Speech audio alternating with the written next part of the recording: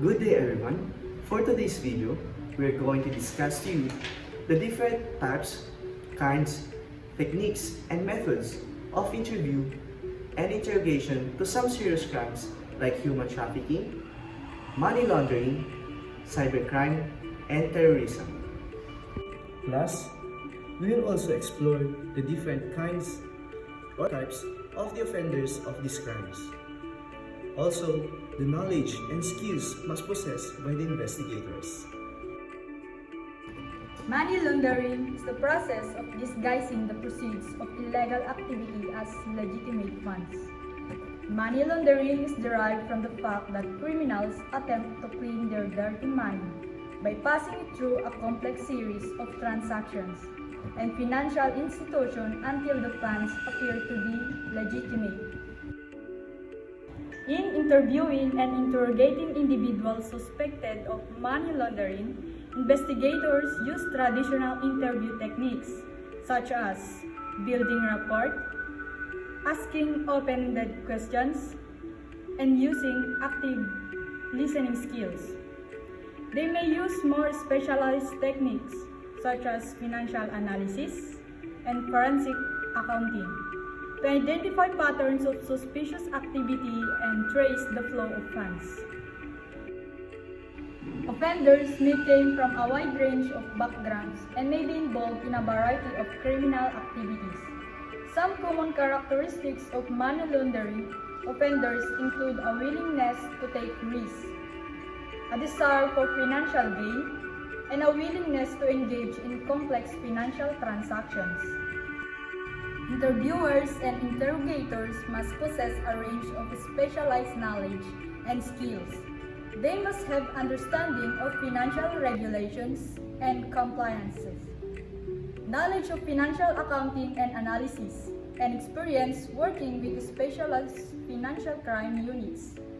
They must also develop rapport with individuals from diverse backgrounds and must be able to use a variety of interview techniques to elicit information and uncover evidence of this criminal activity.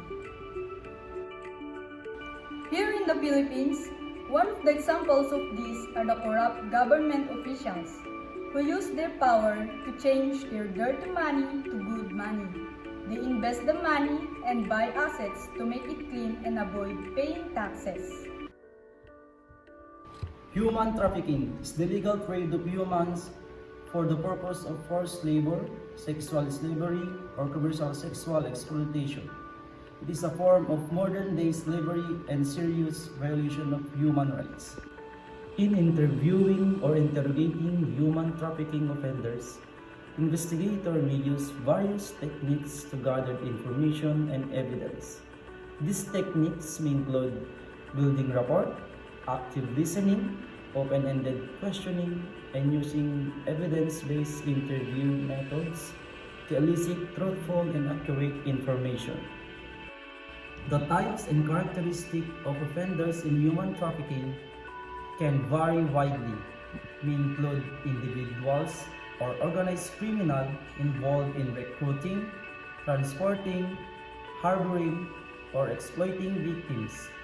They may come from diverse backgrounds and may use coercion, fraud, or force to control their victims.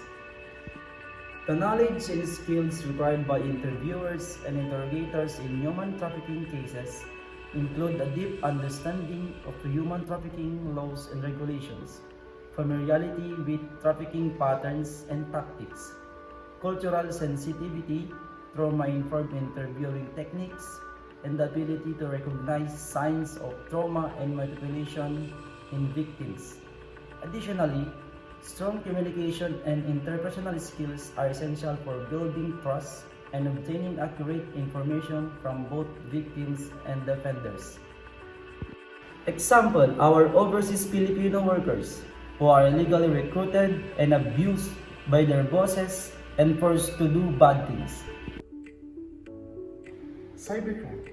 It is the legal activity done using digital technology like computers and internet. It includes things like hacking, fraud, and spreading harmful software. In investigating people involved in cybercrime, they use number 1, collecting digital evidence.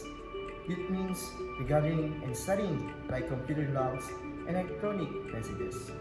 Number 2, forensic analysis.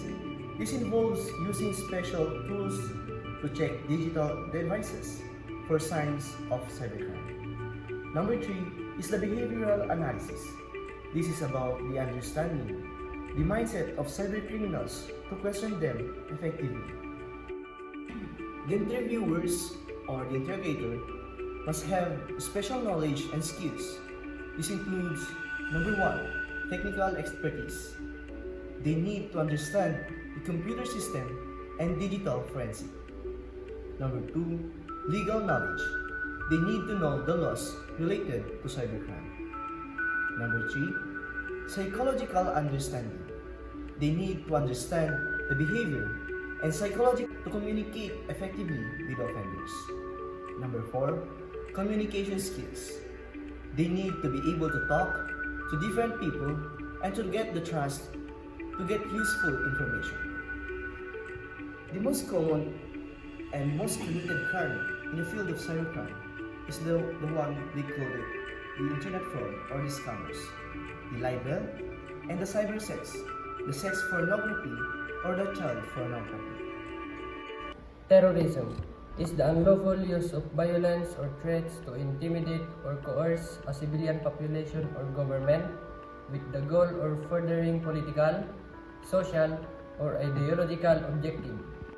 In interviewing and interrogating, the terrorists will use the various types of questioning such as open-ended question, themes, and accusation.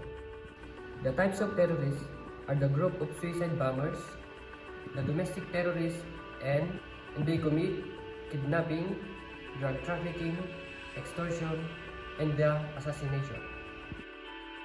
The types of knowledge and skill of interviewer and interrogator. Interrogator will have empathy, active listening skill, observational skill, critical thinking skill, resilience, and technological skill.